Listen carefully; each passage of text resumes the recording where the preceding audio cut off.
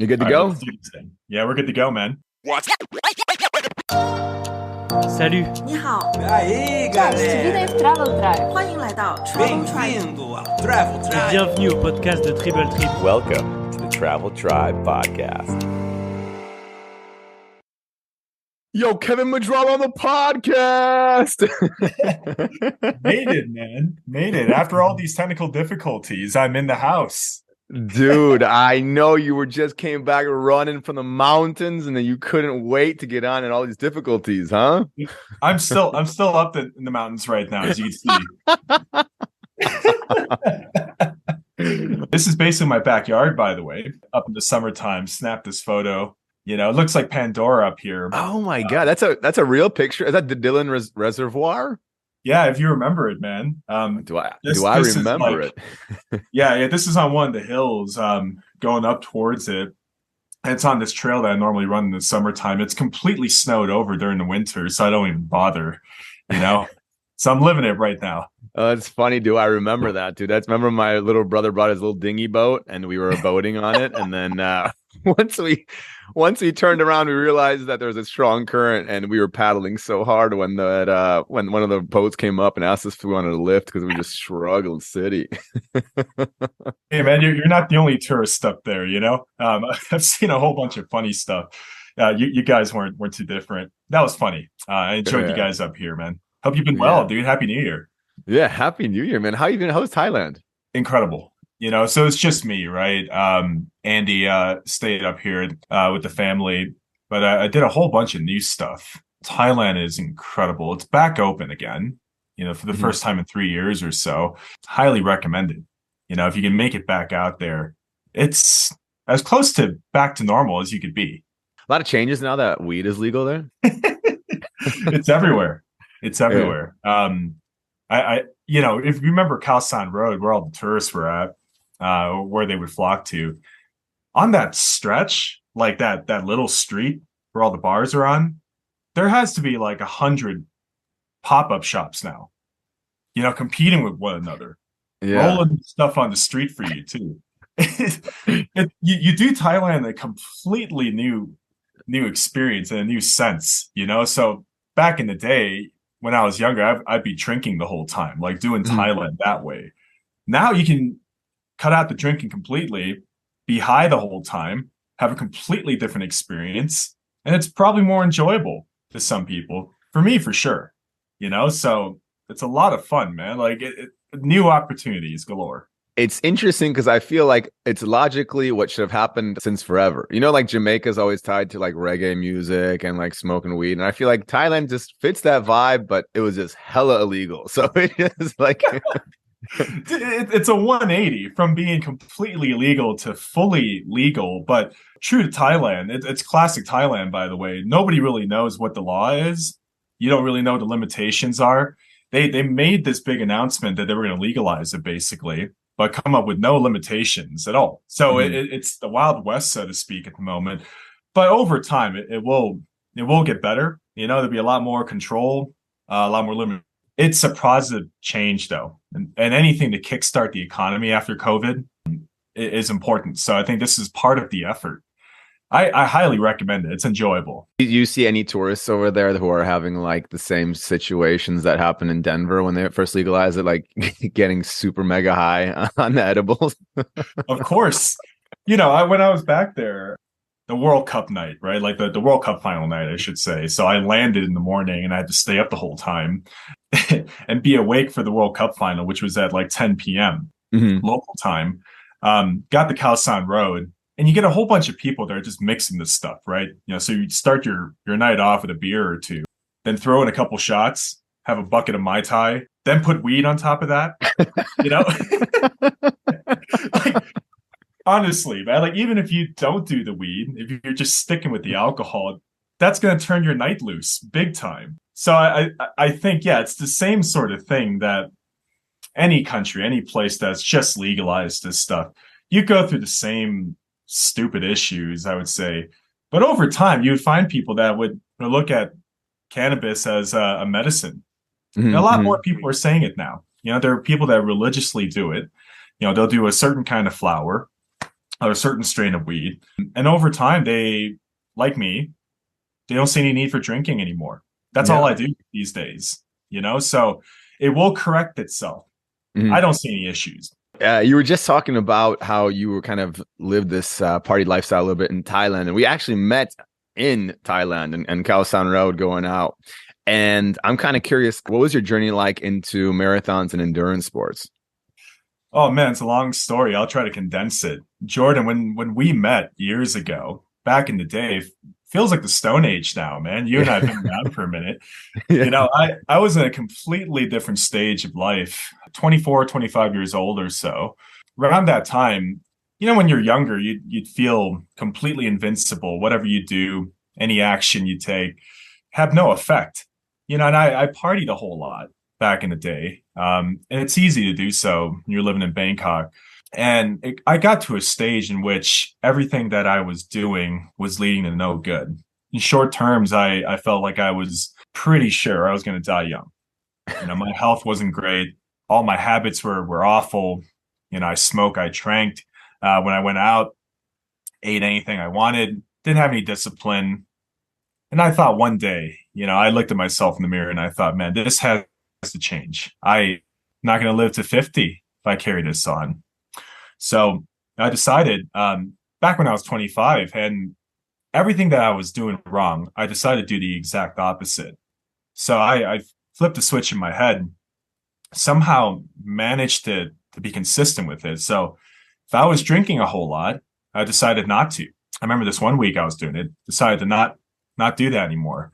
I was eating a whole lot of meat in my diet, decided to not do that anymore. Switched over to a more vegetarian diet.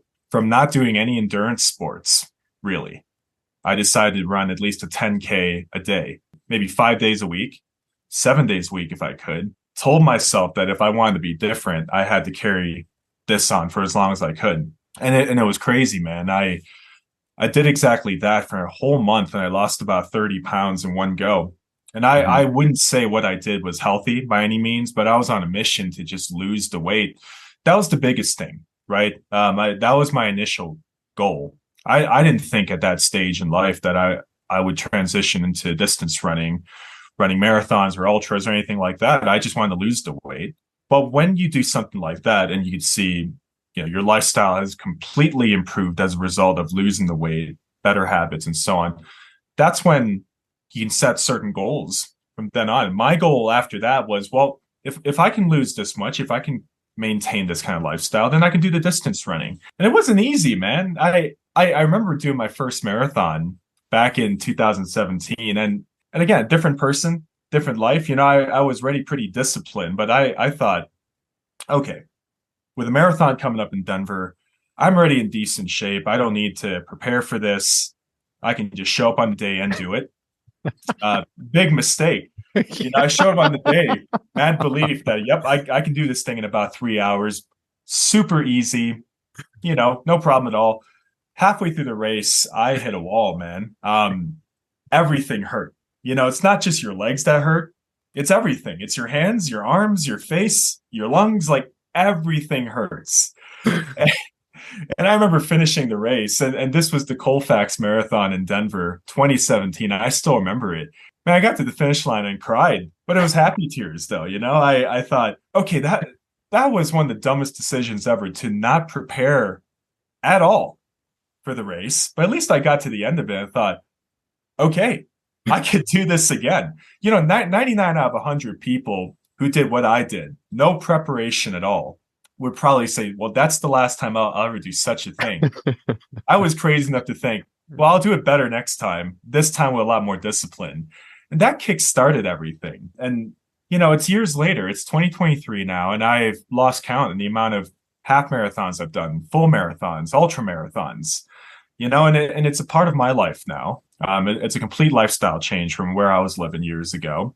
And I could see myself doing this for the foreseeable future. And the thing I will say to a lot of people is it gives you a lot of discipline. If you keep up with it, if you measure your progress over time, you get encouraged by it. And you see a future, of doing this stuff for a really long time, maybe incorporating other things into your regimen as well, not just running, but biking. maybe swimming. Over time, I see myself doing more triathlons, and it's all enjoyable. And this is how I look at things now. It's not so much that I'm chasing a goal, so to speak. It's part of my life, so I encourage everybody, to start running. If you're on the fence about it, just do it. I got to tell you, your story of your first marathon reminds me of the story of my triathlon, my first one, which was an absolute disaster and a half. It was winter. I'm watching the show on NBC. It's like Iron Man show in Hawaii. And they show this like 75-year-old lady crossing the finish line. And at the end, they're like, Barbara Smith just ran an Ironman. What are you doing today? Yeah. Sitting on the couch and watching Barbara. And I was like, oh, hell no.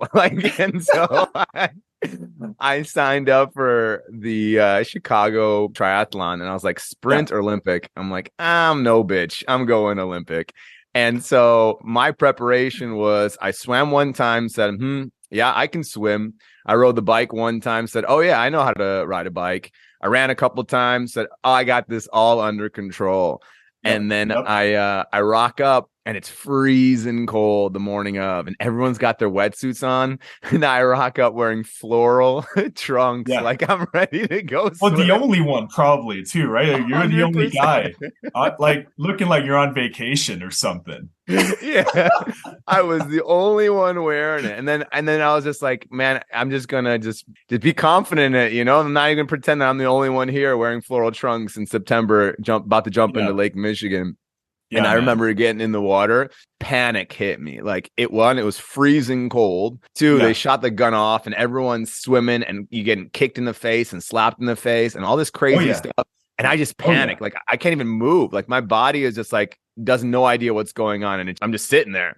And then I started swimming, and I never, for some reason, I just thought like a mile swim was like a mile run. I'm like, this is nothing. And I start swimming. The finish line just seems like it's in a whole nother universe. I'm like, I'll never get there. Of course, I'm getting exhausted. I'm swimming on my back. Like I'm doing like. I'd be doing the same thing as you. I'd be the one backstroking as well. Yeah. I totally get it. The lifeguards are looking at me like, is this guy just having a leisurely swim, like with his little floral trunks, even in this thing? And I must say, the bike ride was the most beautiful part of the whole thing. They shut down Lakeshore Drive, and you're just going up and down the street. And I remember that was nice.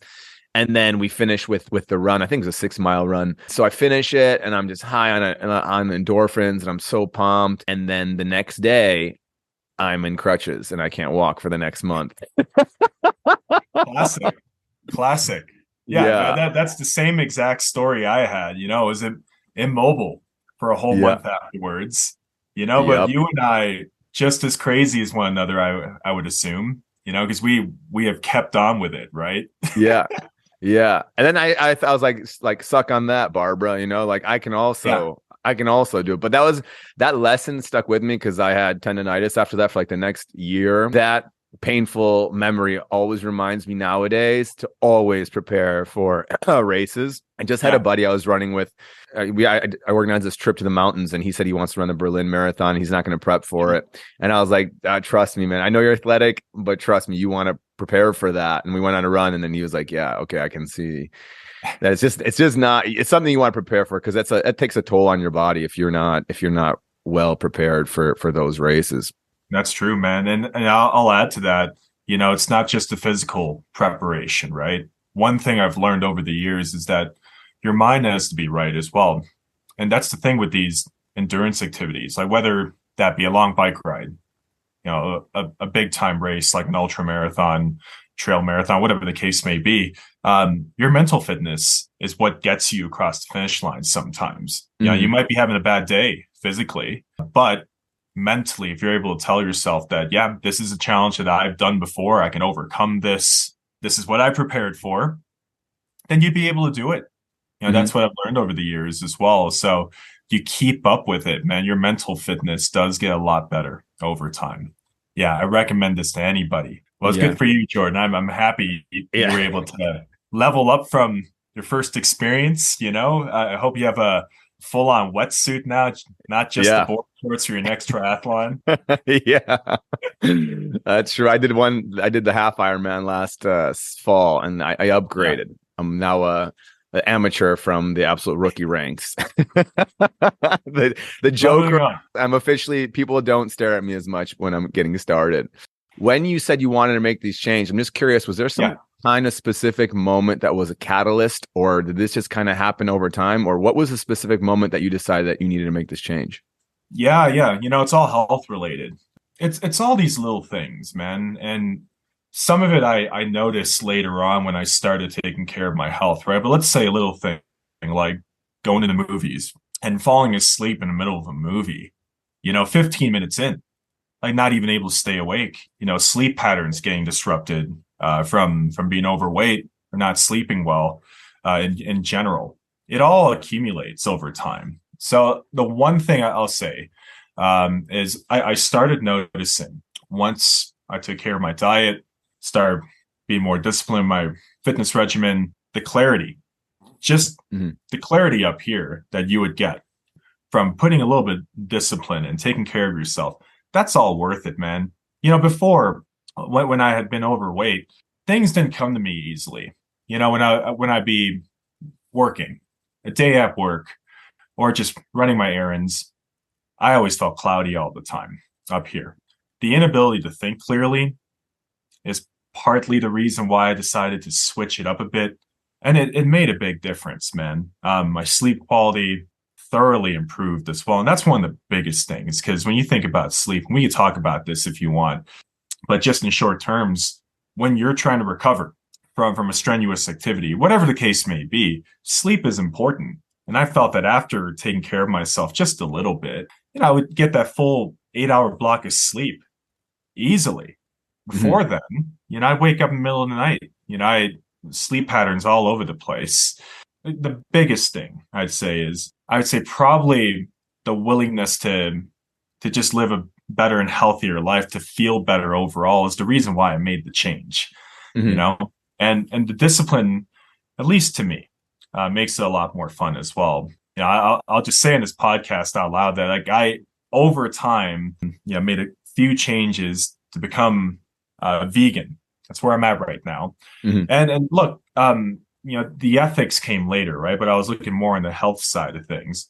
But just having the discipline to try a vegetarian diet or a vegan diet, that made it a lot of fun.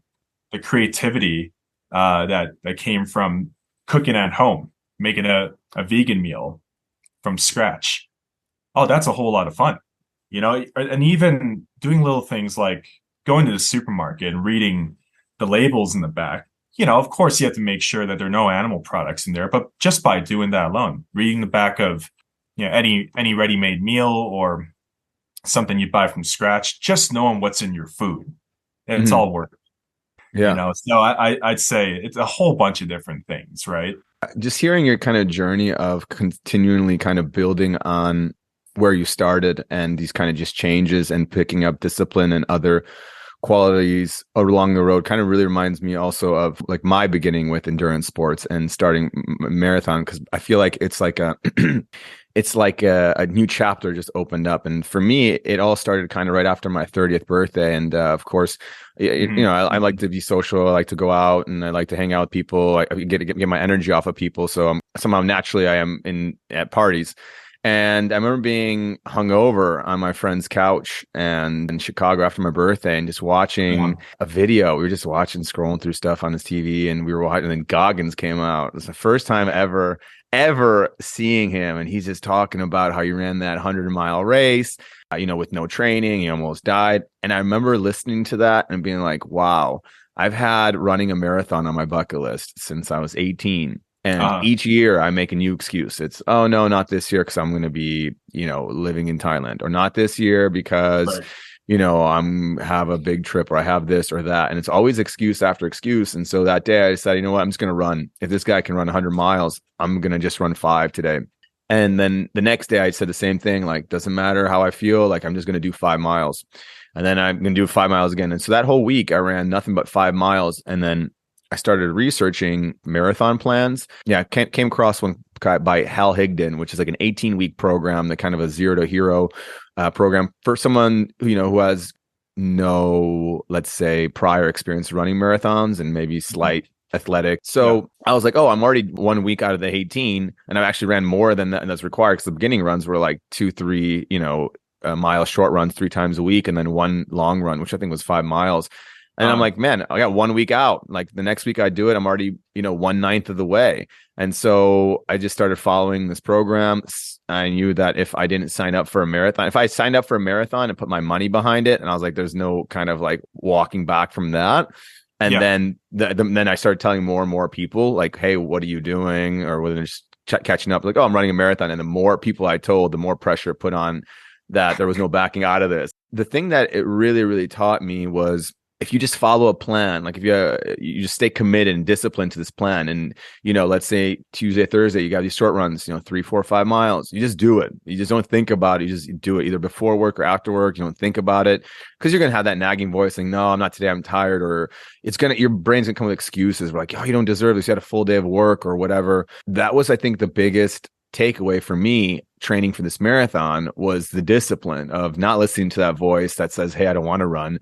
Also on Friday night, knowing, hey, tomorrow I got my long run. I have to go home early today. And it kind of naturally, what happened was that I also started becoming more healthier because now I'm craving good food. I need to replenish my body. I have no desire for drinking alcohol on Friday nights. There's just no room for it. And then I don't want to feel hungover and sluggy on Sunday. It's my rest day. And so it kind of this one little decision to just start running 5 miles a day, to then running the next day, to then signing up for a marathon led to this huge change. And then eventually running the marathon itself, I remember was something I never thought I could do because I just wasn't much of a runner. And I remember like the first mile, feeling really emotional. Like I was about to cry almost because it just felt like I was on this long journey by myself, training, all those mornings, waking up, running through the park, running these 2-3 hour practice runs on Saturdays, like doing crazy amounts of loops, going like long distances. And just like, it was a very lonely journey. Like no one really saw like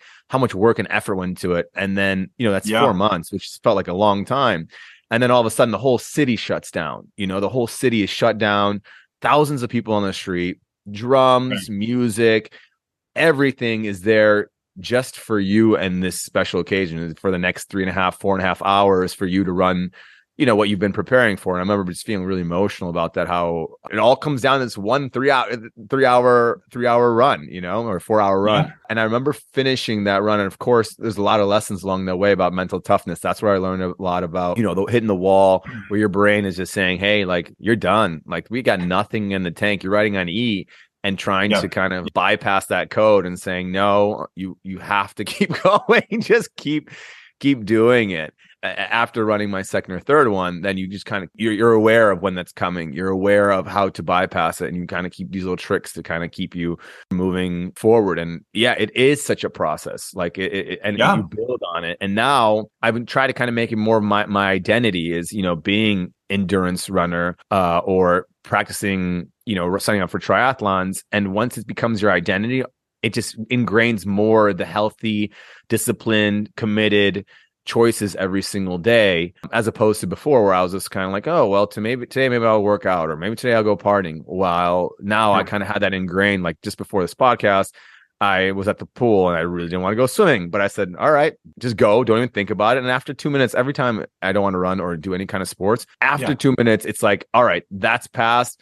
And now I'm feeling good, and I can go for the next 45 minutes, hour and a half or whatever.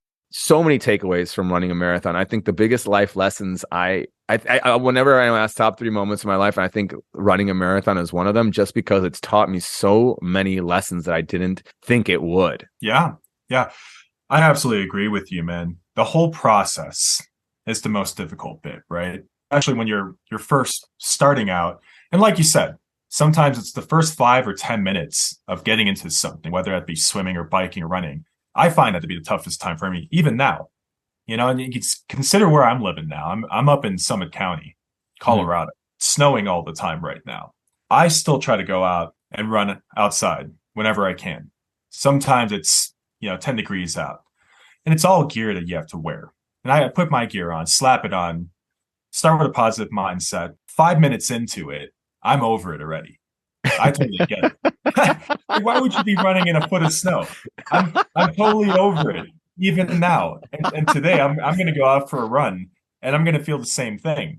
Before going outside, I'm like, oh, yeah, I can crush about an hour outside today, 2 hours maybe. 5 minutes into it, I'd probably be done. But you got to keep going, and it's like it in a way, you're kind of hitting that mental wall right at the start. And it can happen at any point. Yeah, I remember the first marathon I ran, I hit the wall around the halfway mark. Like you've said, you've already set the goal. You've told people, for one thing, that you're going to do this thing.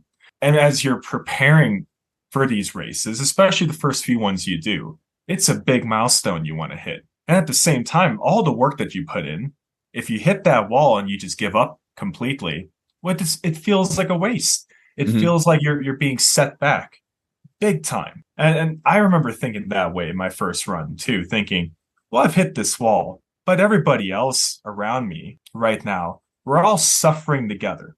And that's the whole thing. When you do these big city races, you kind of empathize with your fellow runners. You feel the energy from the city. The camaraderie overall is amazing. And the people on the sides of the roads, like of the race course, they're there. Some of them fully get what you're going through. Some of them don't get it at all. But it's all part of the process, right? You're alone on your own journey. You're doing this whole running thing yourself.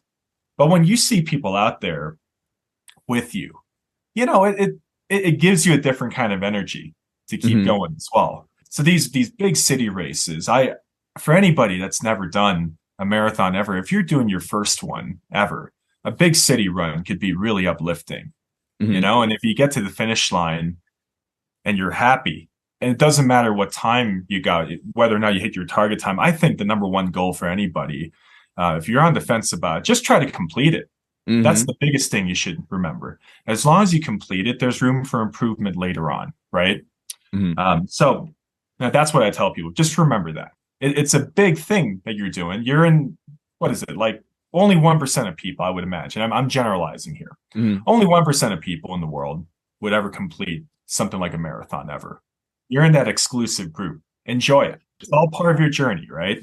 That's another thing is like when I meet someone who's run a marathon and we're kind of catching up, all of a sudden I'm like, okay, I've known what this person has been through. I know that they know how to stay committed. I know that they're disciplined. I know that they're able to reach something higher than they think they can, because those are all of the qualities you need to accomplish one, as opposed to, just like a 5K or 10K, because it takes preparation. Like we were just talking about earlier. Yeah, you can't run a marathon with no prep, but you're going to pay the price of it. And you're probably going to be bragging about it later. You might never do it again. It depends how big the price is as well, and whatever you're willing to do.